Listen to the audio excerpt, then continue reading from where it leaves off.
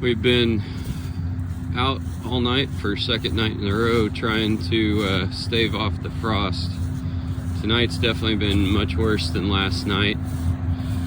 Our thermometers have gone down to 25, which is definite injury temperature to open flowers. We've had our irrigation on to try and add a little energy. We're running our frost dragon, frost buster.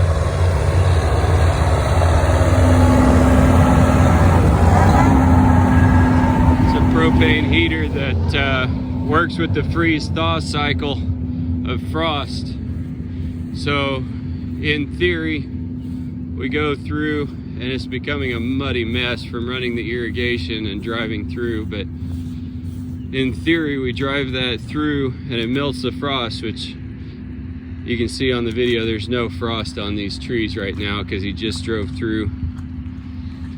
And then when the frost reforms, for water to turn into ice, it has to give up energy. So whenever the frost forms on the flower, it's actually giving up heat to the flower.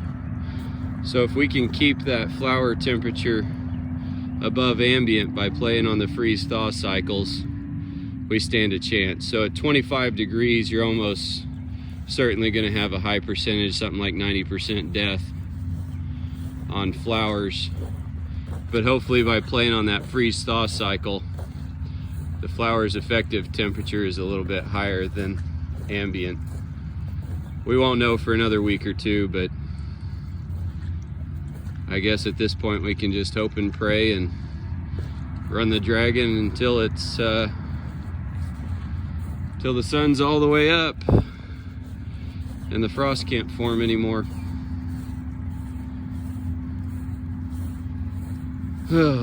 It's going to be a long week or two waiting to find out what happened tonight.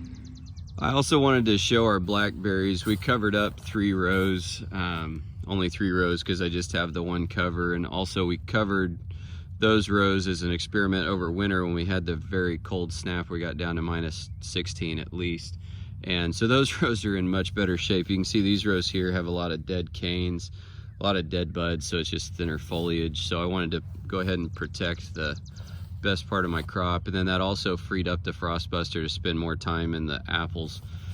So what I'm concerned about in the Natchez, they form flowers very early, and so that flower bud right there is likely going to not produce this year. It's probably dead in the middle. Whenever it opens, it'll probably be a black dot instead of the beginnings of a blackberry.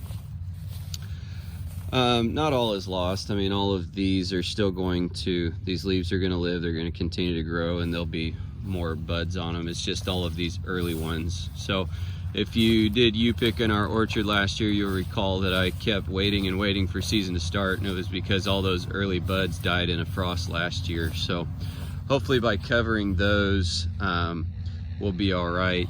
And then on the later varieties, there's just no flower buds at all yet. They just haven't formed yet, so they'll be fine. What made last night worse than the night before was the fact that we didn't have any cloud cover. So the night before we had clouds move in for a little bit, and we actually gained 5 degrees while those clouds were here, and then they went away and we lost that. So bringing the frost dragon through just to try and melt the frost off before we shut it down for the day. Thanks again for watching, and check back for videos later to see how we survived.